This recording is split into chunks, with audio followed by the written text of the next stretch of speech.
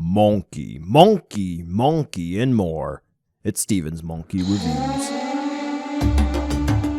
Hello, Collector Steven here, and I'm back with the Pokemon Heat. Today we're going to be taking a look at Jazwares Epic Scale 12-inch Rillaboom. That's a misnomer. He's not 12 inches. Not even really 12-inch scale, I suppose. But anyway, today we're taking a look at Jazwares Rillaboom, and great. Originally, these launched with Necrozma, Solgaleo, and Lunala, and they were kind of duds. I have my Necrozma review up, and that was quite a work of art, I must say. It's really good. You should check out that review. But here we are some years later, and Jazwares is bringing the heat. We have Rillaboom, and quite frankly, I think it turned out pretty well. Am I spoiling the review, or am I just trying to get you to stay until the end? Well, we do have a final form Galar starter, and we have quite a few releases that this may go well with. So let's take a look to see whether or not Rillaboom's going to be worth adding into your collection. So right off the bat, I'm going to have to say that objectively quality control for at least this particular unit is a little sus, as the kids have now turned into a meme these days. There are a couple of things that I definitely would say maybe should be tightened up. We do have some flash markings, which are specifically going to be things that you can see where parts of the plastic were removed from the mold, which, hey, you know, that definitely could be cleaned up. We do have random stray paint streaks, which, you know, it is what it is. And unfortunately, some of the decals on mines, or the tampograph, as some folks like to say, I think I said mines there. That's incorrect English, kids. Yeah, it doesn't look like they were applied 100% correct. But here's kind of the thing. This is $20. And, you know, a couple years ago, $20, you know, that kind of constituted something a little bit more than this. However, in now 2022, I would have to say for $20, I have to say that they kind of did a really good job with how Rillaboom looks, and all of the quality control issues, those very, very minor things. And I'm just bringing that up because there's going to be somebody who's watching this where they don't like that, and they don't find it acceptable. But quite frankly, when we factor everything in, I do think that Rillaboom looks very good, and most of the issues that you're going to find are only when everything is up close and personal under macro photography, which is how I conduct my reviews. So generally speaking, Rillaboom looks very good, a nice angry expression, and he's going to be holding those wooden drumsticks and beating on his drum. 87.5% chance male, I'm going with he, him. Overall, I do like how this figure looks, and it does capture Rillaboom rather well. 100% accurate to the 3D model. Man, I miss the days of saying sprite. Anyway, 100% accurate to the 3D model.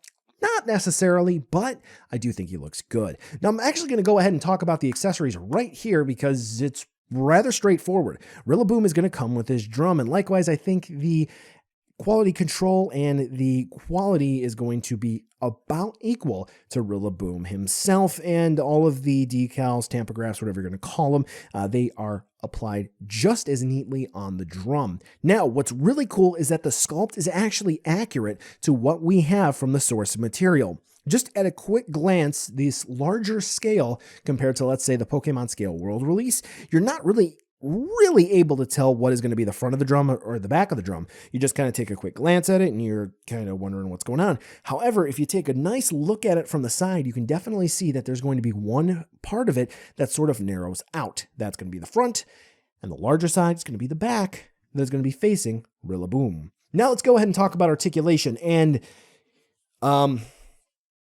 I think about Gyarados, which is going to be the same type of release, and Gyarados just is fantastic articulation. I mean, you could kind of put that thing in any pose you would want for a Gyarados.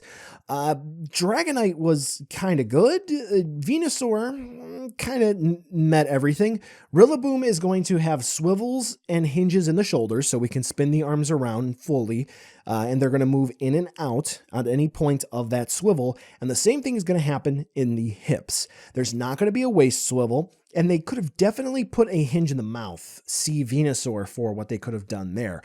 So the articulation is rather short, sweet, and to the point, and there's not a lot going on there. There's a point here that I will bring up in the outro section, so definitely stay tuned for that. I do think that the articulation is rather okay. And the way that they did sculpt the feet and the legs overall, they do have to be a bit at an angle, so Rillaboom cannot stand up straight. He kind of sort of has to be squatting, but he can at least strike the two portions of the drum where the drumsticks have to hit rather easily, so that isn't that much of an issue.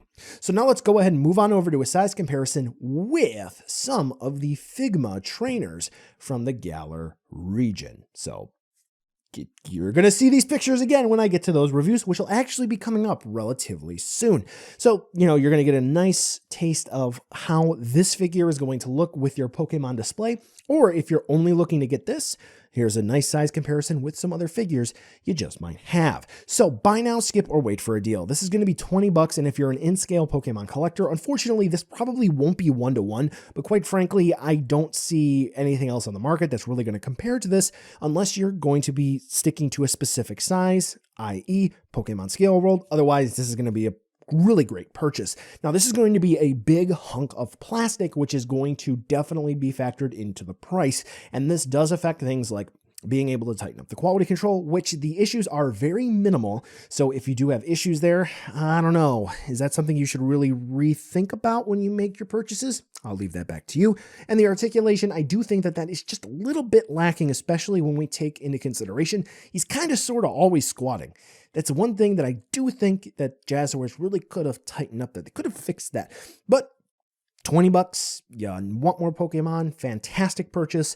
Click the link below, pick it up, because some of these epic scale things, they go up in price.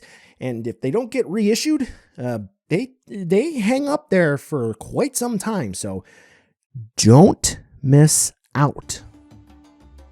Well, collectors, that brings us to the end of the video today, and I just wanted to take a second to thank you so much for watching. Now, you've heard a lot from me. I'd like to hear a little bit from you. Drop in the comments down below whether or not you liked it, you hated it, or maybe you were somewhere in between. I also want to take an extra second here for a nice, humongous thank you to all the patrons for SDR over the last month who have really helped the channel grow into what it can be today. So to all of you, 2 big thumbs up. Thank you very much. And now the end card should be popping up, which will give you a few clickable links, like maybe to subscribe or head on over to my Patreon, or some short URLs like to my social media or to my Teespring store. There's also a video I hand selected for you, so if you want to watch another STR video, I hand selected some good content for you to watch, so definitely check out that video. Thank you again so much for watching, and I'll catch ya in the next video.